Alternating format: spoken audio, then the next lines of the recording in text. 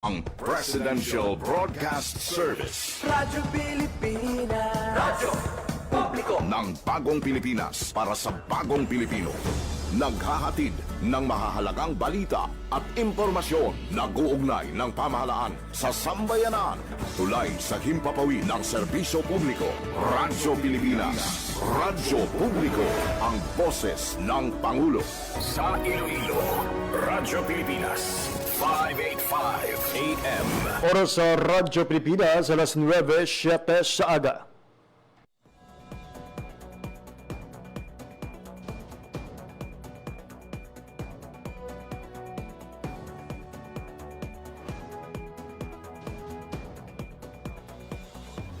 Sa Western Visayas, Panay Island, na tinamaan itong island-wide blackout.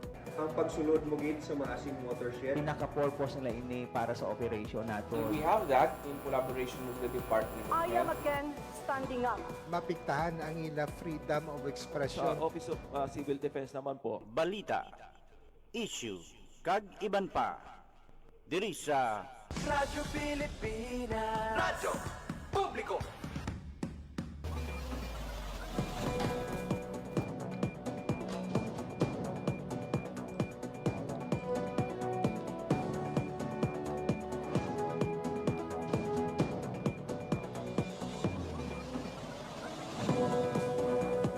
Mayong aga Pilipinas, mayong aga Western Visayas, syudad kag probinsya sang Iloilo kag kutob sa malabutan sang amon pagserbisyo. Ding kaman gabahin sang kalibutan naghatag kami sa katahuran, mayong aga good morning sa inyong tanan. Welcome sa isa naman edisyon sang pagpakalagad sang programa Balita, Issue kag Iban Pa. Adlaw na kita karon sang Miyerkules, Mayo 20, 2026. Hindi na mabyan ikatatlo sa apatanan ka Miyerkules karon nga ikalima nga bulan sang tuig 2026. Sa kinahanglan maging kupon ninyo tubtob alas 9:55 subong iya nga aga, ako ang inyo alaga JP Hervas. Sa aton mga sukitag palamati all over Western Visayas, sa mga taga-probinsya sang Aklan, Antique, Capiz, Guimaras kag Iloilo, subong man sa aton nga mga kauturan gikan sa Negros Occidental, maayad-ayad nga aga sa inyo nga tanan. Mayad-ayad man nga aga sa tanan nga mga overseas Filipino workers and Filipinos living abroad na nagaupod sa aton nga pagpangalagad pinaagi online.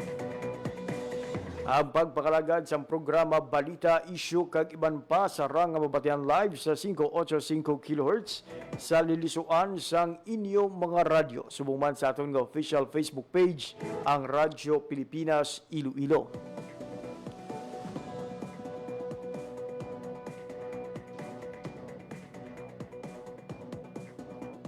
Abya nagahilapit na ang pagpanumbalik sa klase sa mga pampublikong bulutuan.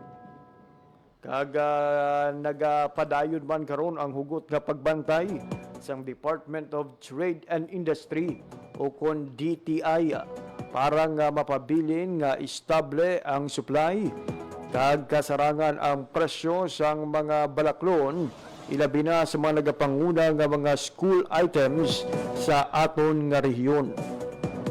Sa aton nga pagpakalagad subong aga, nakip sa aton sini nga pag-istoryahan mga biyanda ang tuhoy sa langin monitoring sa nga Department of Trade and Industry kung ano bala ang mga dapat obrahon para nga makatipid kita sa aton nga mga pagpamalaklon subong iyang nagahilapit ang opening of classes.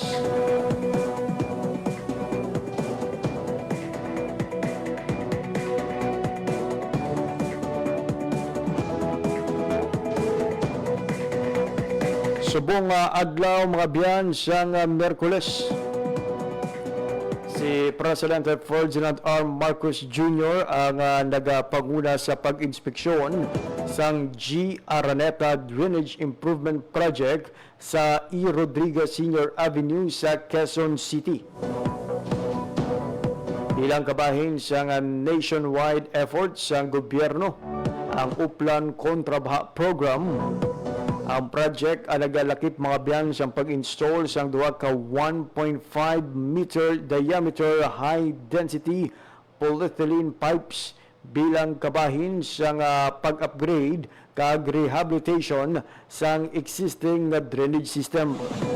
Katuyuan sini nga masolusyonan ang pabalik-balik nga pagbaha sa G. Araneta Avenue halin sa Caliraya Street padulong sa E. Rodriguez Sr. Avenue.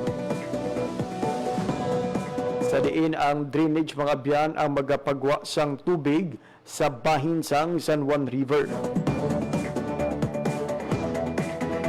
Dungan sang inspeksyon ginalauman nga magabato ng presidente sa briefing on coordinated efforts agud nga mahawanan ang nasambit nga drainage sa mga basura kag mabalik ang natural nga pag-ilig sang tubig sa lugar. Kag ginalauman man nga matalakay sa sini nga aktibidad mga biyan ang mga solusyon sa mga nagapangunang nga rason sa pagbaha sa nasambit nga lugar.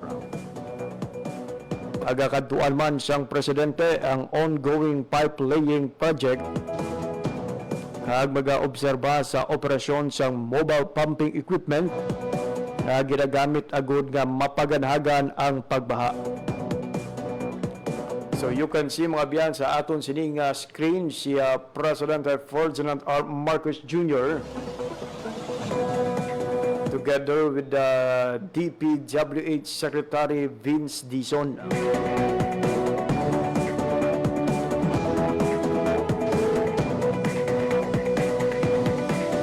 Magdagala sang information kung maghahatag sang mensahe si President Ferdinand R. Marcos Jr. sa sining aktibidad. Pero based sa aton sining mga previous nga mga monitoring sa mga aktibidad kaangay sini, usually nag-obserba lang ang presidente o kag gina-brief siya mga biyan sa kung ano bala ang estado o kung ang status ang sini nga mga initiatives sa gobyerno. So makitaan sa aton sining screen no ang madamo nga mga basura nga nagakakuha sa sining lugar. Nagakaangay gid nga samtang wala pa ang tig-ululan, although sa pila ka mga area subong sa pungsod Pilipinas may mga pag-ulan kag pagbaha na nga na-record sa pagsulod sang tiyempo gid mga biyan sang tig-ululan. Preparado ng aton nga mga suba kag aton sini nga mga waterways agud nga mapaganhagan ang pagbaha.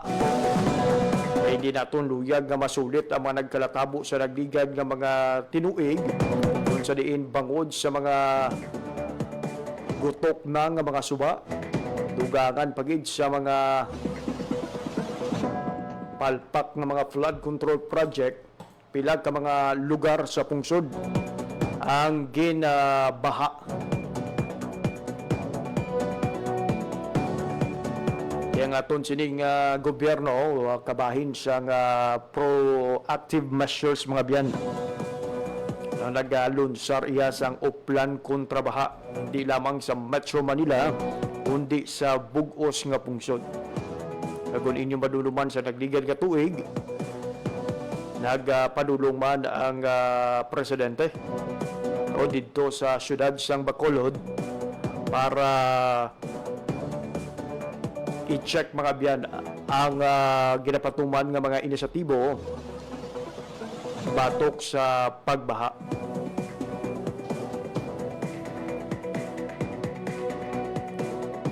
Ini ang isa lamang sa mga aktibidad nga ginakasakuan karon sa aton nga presidente sa subong iya nga semana. Sa nagligad ng mga inadlaw nangin kabahin sa mga aktibidad sa presidente o ang tuhoy mga biyan sa pagparagtag sa mga bulig sa mga kabaranggayan. Nakipda diri ang pagparagtag sa bulig para sa mga presidential scholars nga nagahatag man sa importansya sa edukasyon ilabi na sa mga estudyante nga nagaling sa mga pigado nga mga pamilya. Katuyuan siyang sini nga aktibidad mga biyan na mabuligan nga makatapos sa pag-eskwela nga makaproduce nga professional ang tagsa ka pamilyang Pilipino.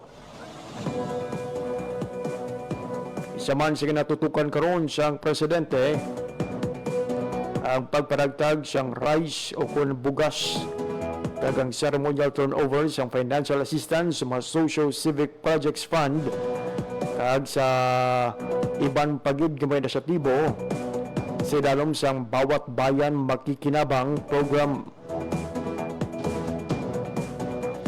Dari sa aton nga probinsya mga biyan ang Iloilo Provincial Government, particularly mga biyan ang Liga ng mga Barangay headed by their President and ex-officio board member Amalia Dibuque o nagpagwa mga biyan siyang sabat sa mga masaming nga mga palamangkutanon o kung mga frequently asked questions tuhoy sa Bagong Pilipinas Barangay Scholar sa dalom sang bawat barangay makikinabang program sang opisina sang presidente. Nagip sa mga pamangkot kagid sabat kung ano bala ang Bagong Pilipinas Barangay Scholar sa dalom sang bawat barangay makikinabang program sang Office of the President. Suro sa kaya board member Dibuque, ang Bagong Pilipinas Barangay Scholar ang isa sa duha ka prioridad nga proyekto sa dalom sa bawat barangay makikinabang program ukon ang Social Civic Projects Fund sa Office of the President kung sa diin ang tanan nga barangay sa bugos nga pungsod Pilipinas magabaton sang 200,000 pesos. Ang tunga sini mga biyan kulang 100,000 pesos igahatag bilang educational assistance, suporta sa pag-eskwela sang 5 tanan ka mga estudyante deserving kag qualified nga mga graduating student sa kolehiyo sa kada barangay.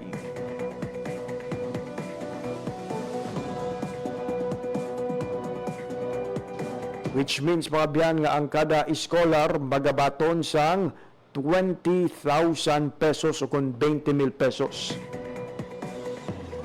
Sa pamangkot kung sino ang qualified nga mga benepisyaryo sini kag sino ang prioridad sang sini nga programa, suno kay board member Dibuque tuyo nga buligan sang sini nga programa ang mga incoming fourth year college students para sa school year 2026 to 2027. Mga graduating students pag-abot mga abyan sang masunod nga school year. Ang mga estudyante nga nagakinahanglan ilabi na ang halin sa pigado nga pamilya kag ang mga estudyante nga naghalin sa pamilya nga wala gid sang may nakatapos sa kolehiyo. Sa mga nagapamangkot kung paano kung wala sang incoming fourth year college student sa isa ka barangay. Ito hindi man imposible mga biyan. O nga may ara iya nga mga barangay nga ti sa Subong, wala pa iya sa mga fourth year college students. O ara pa lang sa mga first year to third year. And for a reason, wala sila sa karon sang mga existing mga fourth year college students. Susunod kay board member Dibuque, mahimo pilion sa barangay nga mga benepisyaryo ang mga incoming third year college students o kung ang mga TESDA scholars nga may national certificate o kung ang mga estudyante sa 5th o kung 6th year nga mag-graduate sa school year 2026 to 2027. Pwede may mga kurso iya nga dangat sa 5th year o kung 6th year ang ila sini nga pag-eskwela, including dara mga nagakuha sang architecture, sa engineering, o dangat na sila iya sa 5 o kung 6 katuig. Di sila ang kabahin man sa posible nga magbaton sang benepisyo kung wala sang incoming fourth year college students. Again, kung wala sang incoming fourth year college students. Pero kung may mga fourth year college students, matik mga biyan ang ini nga mga graduating students under the fourth year level, amuni ang iga prioridad sa sining nga programa. Pwede bala nga ang halin sa mga private universities makabaton man sang sining ayuda. Suro kay board member Dibuque, mahimo nga mag-apply ang aton mga estudyante nga naga-eskwela sa mga private universities apang dapat deserving ang mga ini nga mangin benepisyaryo kag nakasulod sa prioridad sang programa nga nakasulat sa iya nga nauna nga paatag. Mga estudyante nga nagakinahanglan ilabi na ang halin sa pigano nga pamilya kag mga estudyante nga naghalin sa mga pamilya nga wala gid siyang may nakatapos sa kolehiyo. Sa mga natingala ti kung pigado nga pamilya nga aara sa mga private universities.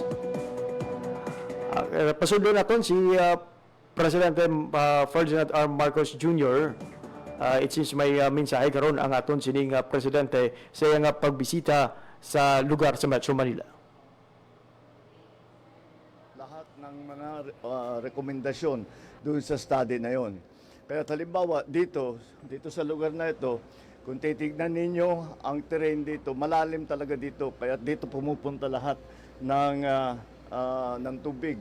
At kahit kaunti lang ang ulan, nandito na kagad yung tubig. At pagka malakas ang ulan, lumalampas daw sa tao yung lalim ng tubig. Kaya, but this is one of the areas that are critical.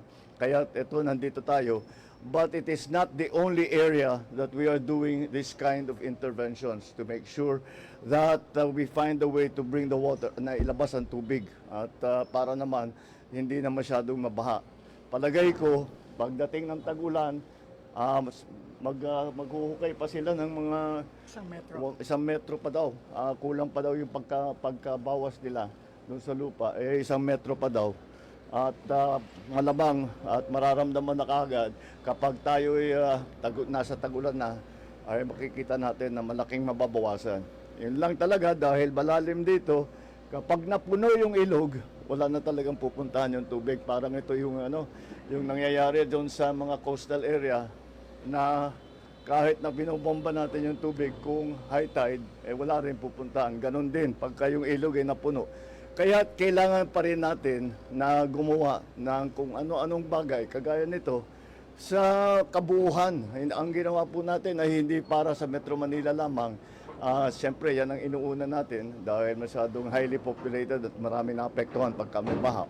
Kaya ito yung inuuna natin. Ngunit, hindi dahil bumabaha rito, dito lang namin naayusin.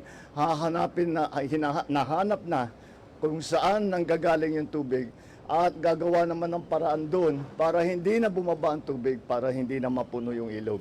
So these are the strategies that we're employing. It will take a little time, but we've put in a good start. Itong pipe laying na ito, matatapos ito by May. By next week po. By next week, tapos na ito. Yung pumping station naman ay titignan natin baka we can maumpisahan na natin na end of this year or next year. So patuloy lang. Isa lang ito. Napakarami ng ganito na ginagawa natin around Metro Manila at saka sa buong Pilipinas. And that is our way to find a way to flood control. Okay, sige. Maraming salamat. Good morning. Thank you very much.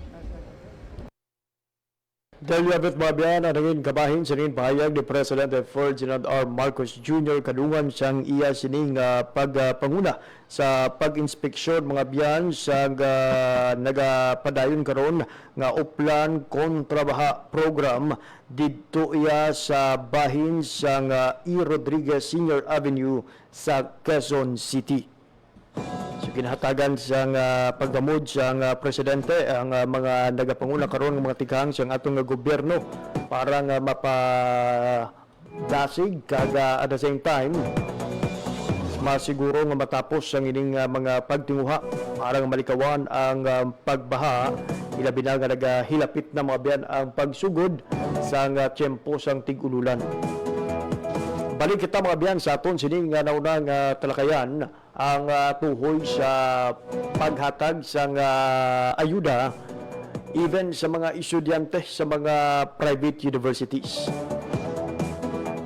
Sa pamangkot nga kung pwede balaayhan ang mga estudyante gikan sa private universities makabaton sang 20,000 pesos nga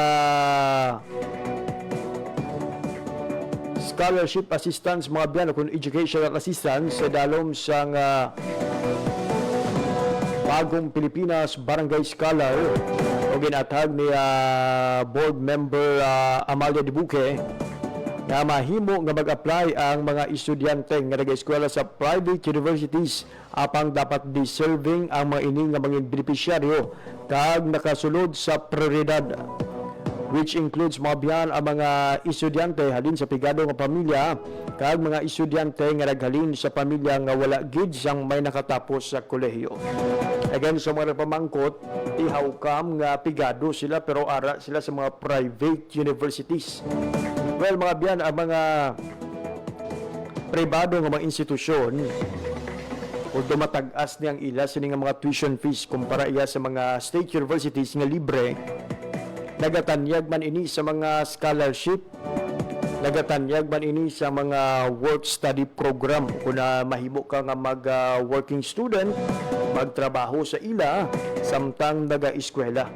So, ang iban, sa handom nga magkatapos man sa ila sining nga dream school, o kung sa ila sining nga dream course nga available lamang sa mga private universities, bisan pigado nagatinguha nga makasulod sa sining pribado nga mga bulutuan. So wala nadula ang ila nga pagkapigado, wala man nadula ang qualification nga posible naghalin sila sa pamilya nga wala gid sa may nakatapos sa kolehiyo. The reason nga despite nga nag-eskwela sila sa mga private universities, mahimo gid sila nga maka-apply sa sining Bagong Pilipinas Barangay Scholars implemented by the Office of the President. So it doesn't mean iyang nag-eskwela ka sa private institution, manggaranon ka na kung kwartahan. O madamo ko sang kilala mga biyan na samtang nag-eskwela sa pribado ng universidad kaangay sa Central Philippine University. Nagatrabaho na sila bilang working student o sa mga oras nga tigpalahuway iya sa kadamaan ng mga estudyante. Sila na nagatrabaho sa mga opisina o kung hindi gani nag-ubra pagid sa iban nga mga kumpanya outside of their university. Mga nagatrabaho sa mga fast food chain, sa mga balaligyaan, bilang mga kasambahay. Kagang iban sa ila, mga pigado gid kagaw naghalin sa mga pamilya na wala pa sa may nakatapos sa kolehiyo. Pero may ara man sa mga estudyante na wala man tuod nagatrabaho bilang mga working student pero naka-eskwela lang sa mga private universities or private institution by reason of scholarship grant. Inang scholar sa DOST o nangin scholar sa CHED, nangin scholar mga abyan sa ila sining munisipyo kung syudad, o kung nangin scholar sa pribadong organisasyon o kung individual. So kabay nangin maatag mga biyan ang ining mga pagsulundan kaga sabat ni board member Amalia Dibuque may kantaran sa pagpatuman sa Bagong Pilipinas Barangay Scholar. Dahil sa mga lawyer mag-apply para mangin beneficiaryo sa siling nga programa, ginainggan nyo gig nga makig-angot lang sa inyo barangay para may baluan ang mga requirements nga kinahanglanon para sa siling nga educational assistance. Aga sa laon ini sa barangay agud ba siguro nga mga nagakinahanglan pigado kag deserving nga mga estudyante ang mangin beneficiaryo sang programa.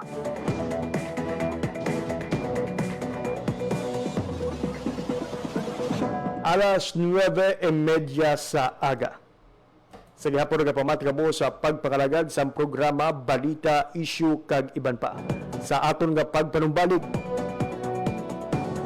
ibalo naton ang latest update sa lakat sang panahon kag subong man resulta sang monitoring sa Department of Trade and Industry sa mga balik eskwela items o sa mga school supplies. Subong nga nagilapit na ang balik eskwela. Inikagban pa nga mga impormasyon pagkatapos lamang sang pila kapahanumdum. Sa isang bagong Pilipinas, hindi dapat makambang pamilyang Pilipino sa mga bayarin sa ospital. Kaya naman sa Zero Billing Policy, libre ang inyong paggamot sa lahat ng mga Department of Health hospitals. mapa-inpatient, outpatient, o emergency services. Isama na rin ang mga mamahaling gamot, lab tests, therapy, at marami pang iba. Libre ang inyong paggamot. Ang pangangalaga sa kalusugan ng mamamayan ay ang ating pangunahing tungkulin dahil ang serbisyong medikal ay karapatan at hindi dagdag pasanin.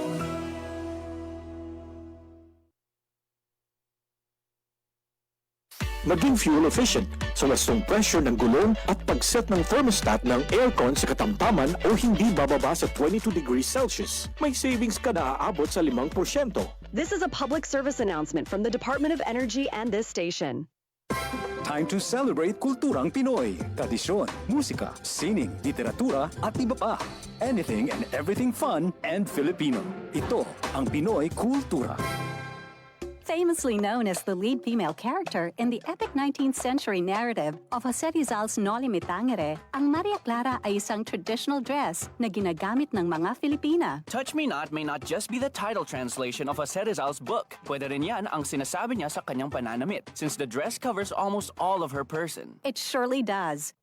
Ang Maria Clara ay may 4 na bahagi. The saya, which is a long dress, the tapis, which is a knee-long skirt, the camisa, which is a colorless camise, and the panuelo, which is a stiff scarf. Paano kaya niya pinatigas yung scarves na di siya nabaluktot sa hangin? Sa pagplansya yan, gumagamit ata sila ng starch para nakatindig yung scarf all day long. And although the design of the Maria Clara has transformed through the years, in the 20th century, ang Maria Clara ay nag-evolve na to a terno.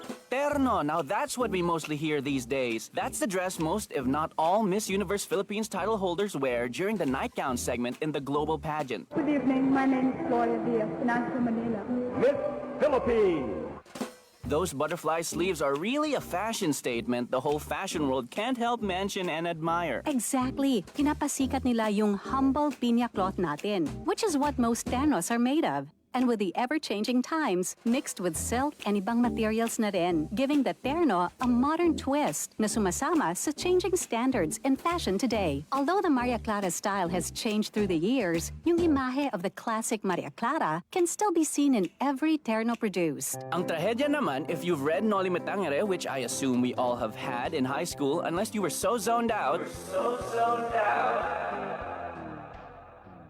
Maria Clara and Crisostomo Ibarra don't end up together, but that's for another kultura. It sure is. Now that's a quick look at Kultura, because our culture is cool. Yan ang Pinoy Kultura because our culture is cool.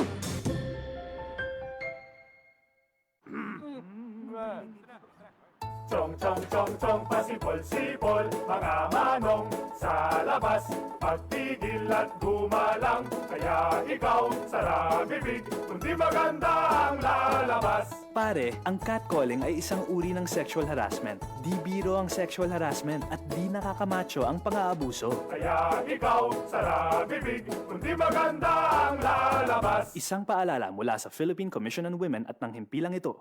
Maging fuel efficient. Planuhin ang bawat biyahe para iwas traffic. Mag-carpool para sa mababang carbon footprint at emission.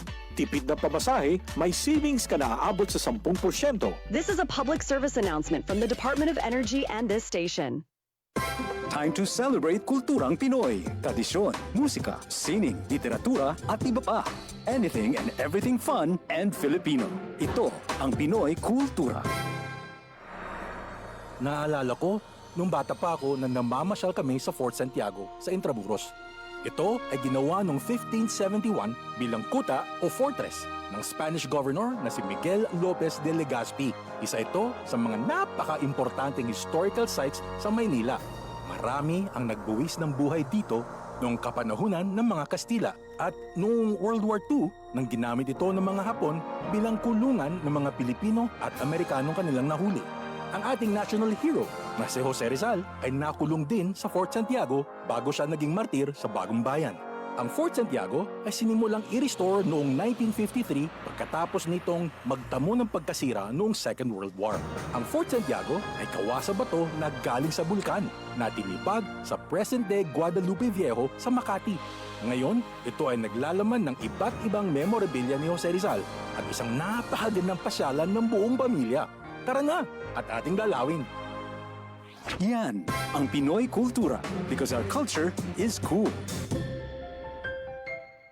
Oras sa Radyo Pilipinas, alas 9:37 na sa aga. Sa gapon, nagpamati ka mo sa pagpakalagad sa programa Balita, Issue, kag iban pa. Radyo Pilipinas. Radyo Publiko. Radyo Pilipinas.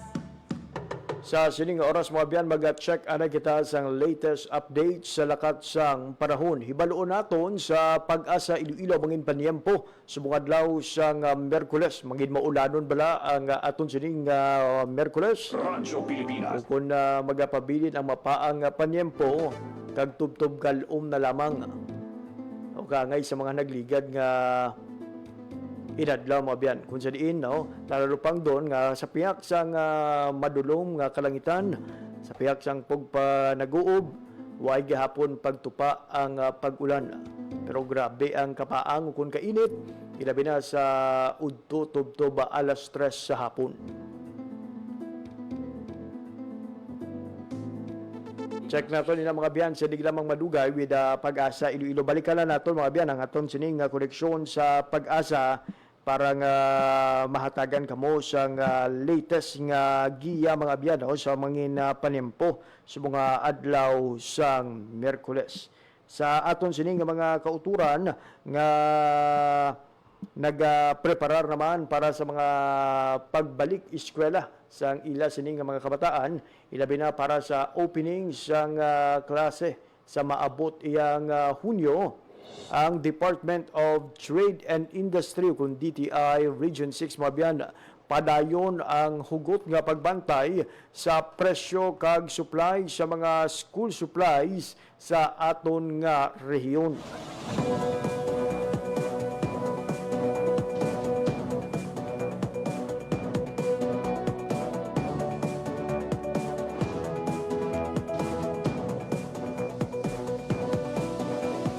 Sandig sa ilalabing ulihi nga monitoring sa 35 ka retail outlet sa rehiyon, nagapabilin nga istable mga biyan ang supply kag husto ang pagpresyo sang mga school supplies kung school items. Nakip sa mga ginabantayan karon nga mga presyo kag supply, ang mga notebook, pad paper, writing instrument, crayons, eraser kag tarahal. Nagapabilin man nga bugana ang mga stock sa mga lokal nga baligyan bangod sa regular nga pag-replenish sang mga supplier. Wala man sang may namutikan ang hensa nga sinyales sang hoarding o kon price manipulation. Magapabilin ang hugot nga pagbantay sang DTI agod nga maprotektahan ang mga konsumidor sa hindi nagakaangay nga pagtimbok sang presyo kag sa pagsiguro nga mangin steady ang supply sang nasambit nga mga produkto.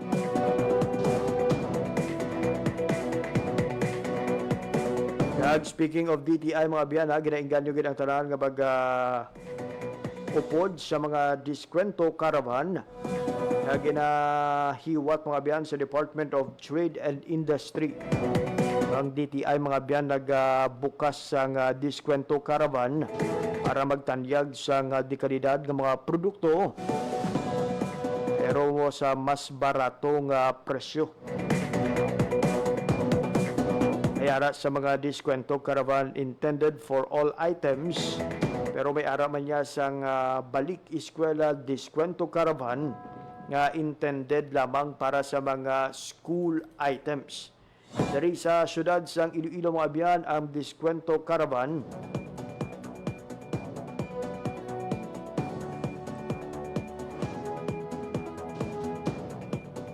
ang hiwaton in-store o kung ang ining diskwento caravan mga biyan, ginatanyag iya sa sulod mismo sa mga baligyaan. Ito may ara iya nga mga diskwento caravan sa sulod sa o kung sagwa sa mga baligyaan and is located mga abyan o sa either sa munisipyo, sa City Hall or sa Municipal Gymnasium sang Banwa. So for reference sang aton sining nga mga kauturan, nagapadayon karon ang Balik Eskwela Caravan sa probinsya sang Aklan, particularly sa Banwa sang Kalibo.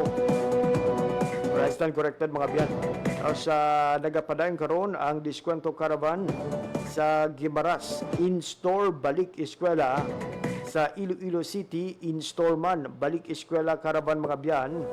Kag sa Kalibo sa Aklan, ang ini ang hiwaton sa Mayo 29 tubtob 31. Bago gilaman natapos ang Diskwento Caravan sa Kaluya Antique sa nagligad nga Mayo 17.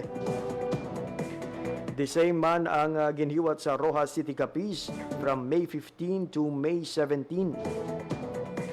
Samtang sa Banwa naman sang Lambunaw, hiwaton ini mga biyan sa Mayo 26 tubtob 27. Pero ang Diskwento Caravan sa Kaluya Antique, Rojas City, Capiz, kag Lambunaw, Iloilo, lunsay mga regular BNPC ini mga biyan. Ang intended lamang para sa mga Balik Eskwela items, amo ang Diskwento Caravan sa syudad sang Iloilo, probinsya sang Gimaras, kag sa Kalibo, Aklan. Sa bahin sang Gimaras, ginabuksan ini mga biyan sang Mayo 15, kag magalawig tubtob Hunyo 7. Sa syudad naman sang Iloilo, ang Diskwento Caravan ang ginbuksan sang Mayo 15, ag magalawig tubtob Mayo 31. Sa mga wala pa nakapamakal sa mga school supplies o school items ang ila sini nga mga kabataan, o lakip sa mga tips mga biyan para makatipid kita sa Balik Eskwela o kung mga praktikal nga pamaagi agod nga hindi man kita matamaan sa aton nga pagabaydan. Unahon gid permi ang pag-ubra sang checklist. Ilista ang mga kinahanglan lang baklon. Kaya kung lakat ka ganing wala sang checklist, do tanan na lang iyang makita nimo, do kabigon mo nga importante o do kabigon mo nga necessity. Rason ko nga bisan wala kung tani nadala sa budget, una pa bakal.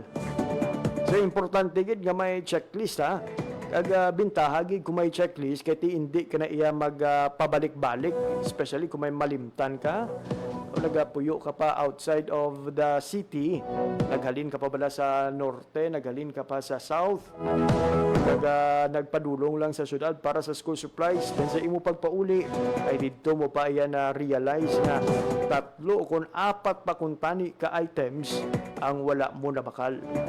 So maglista gid sa mga kinahanglan baklon, nakip diri siyempre kung kinahanglan mo magbakal sa uniforme, sapatos, bags, notebooks, papel, kag iban pagi nga mga materyales sa pag-eskwela. Likawan ini ang impulse buying or balikawan nato ng impulse buying kung pinagusto lang pagbakal kung may ara kita sa checklist. Dapat inyo gid nga kabigon nga amo lang gid ini ang kinahanglanon para hindi ka bitin sa budget sa imo sini nga pagpauli. Isa man sa mga tips nga luyag ipalabot sa mga eksperto ang paggamit sang mga nabilin pa kag pwede pa magamit halin sa nagligad nga school year. Pwede gid nga ma-reuse ang inyo sini nga mga ballpen holder, ruler, crayons, bag, lunchbox, tumblers, mga bagay nga pwede pa. Kag hindi mga kinahanglan nga bag-ugid pag-abot sang abre klase. Bagan nila likawan ang pagsabay sa uso o kung likawan ang pagsabay sa pagkagarbos ng iban. Kung amo lang ini ang budget o kinahanglan paiguon. Saman sa mga tips ang pagbakal sa maramihan o kung ining mga bandol balang wabian. Kaya sa masami, mas barato kung nakabandol ang imo sining ginabakal nga bond paper. Ang imo nga ginabakal nga lapis kaysa sa magbinilog ka. Kung isang isa ka set nga tag 5 kabilog, 6 kabilog, kung i-divide mo ina into pieces, mas barato ang gwa nga presyo. The same is true sa mga notebook ka mga pad paper. Pwede man nga makishare sa mga paryente o kung mga classmates para nga makabarato pagid. Sa mga nag-order online, amo ni ang mga masami nga diskarte. No, isa lang ang nag-order pero tingog para nga makatipid sa mga shipping fee. Kaysa nga mag-order ka mo, para rihos pa ang shipping fee o kung gamay mo lang ang kinalain, iyadi pa mga biyan. O ang shipping fee sang isa, pwede pa mabakal sang another set of school supplies. Kaangay sang paglikaw sa impulse buying, isa man sa mga masami nga gina-recommend gid ang pag-check anay sa mga presyo. Before magbakal, i-check anay kung ano sa mga brands ang may pinakabarato nga presyo.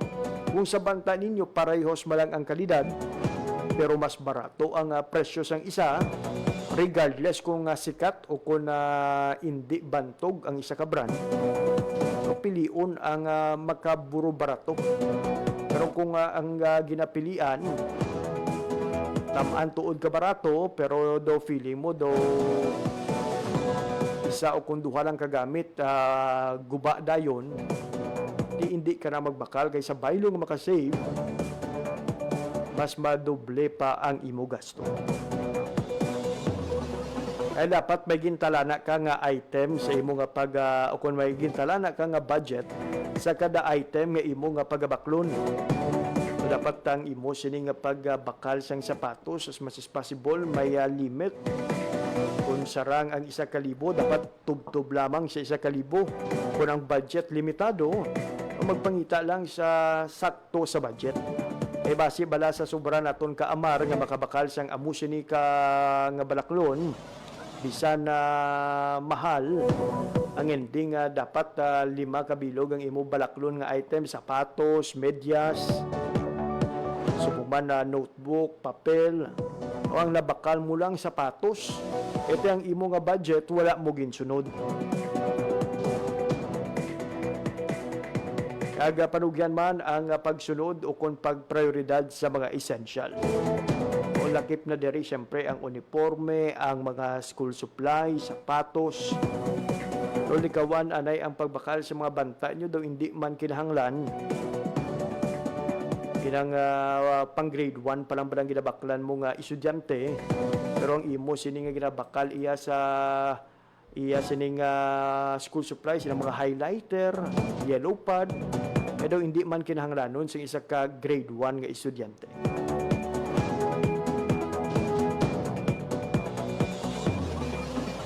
At syempre, napatuluan man naton sining nga mga kabataan nga halungan kagagamiton sang husto ang ila sining nga mga school items. Okay, kung kaisa abi sa mga bata, bugana ni ang budget ni mama kag ni papa. So pag gusto kita digamit sang lapis, ang iban first day pa lang ginapang-utod na ang mga Crayola. Ituluan sila nga magtipid, at the same time halungan ang mga gamit nga kung mahimo o kaya nga magdugay sang binulan. Hindi nga kada semana gabakal ka sang bag-o nga set sang crayons o kung bag-o nga set sang notebook. Ang imo sini nga bata kinaubra nga eroplano nga papel ang inyo sini nga notebook. So yun na ang pila sa mga tips mga biyan nga para manginwais kita sa pagpamakal sa mga school items, sa mga chikiting, subong nagilapit na ang pagbukas ng klase. Kag mas maayugid no nga Check kita sa mga suggested retail prices kag ginapagawa sa nga Department of Trade and Industry kag i-check gid sang husto ang label. Kasi may mga toxic content bala na hindi safe para sa mga bata. Ang mga school items nga inyo sining ginabakal, so much better gid nga i-check ang label. May mga markings na kung kaisa mga biyan kung nakapasar sa aton sining mga standards ang mga school supplies kaya ginabiligya sa merkado. Daw sa banta ninyo, daw hindi masaligan ang brand, hindi na pag-irisgo ang mangin kabuhi sa inyong nga bata. Kaya even sa paggamit sa mga Crayola nga wala kapasar sa standards, posibleng malason o kung mapektuhan man ang ila sining ikaayong lawas. Ang oras sa Radyo Pilipinas, alas 9:52 sa aga. Ang weather update, o kung ang update mga abiyan sa lakat sang panahon, bantayan si Banpang mga Public Affairs Program sa Radyo Pilipinas Iloilo. For the meantime, waay na kita sang oras nga nabilin sa aton sining pagpangalagad. Diri nagilamang kutob ang atong edisyon sa mga adlaw sang Miyerkules, Mayo 20, 2026. Sa ngalan sang akon mga katuwang technical, Mr. Vermor Ventura sa studio, kay Mr. John Magallanes sa transmitter. Ako naman ang inyo ng inalaga, JP Herbas. Madamo nga salamat sa inyong pagpamati. Maayong aga, Pilipinas. Balita, issue, kag iban pa. Diri sa Radyo Pilipinas. Radyo Publiko. Radyo Pilipinas.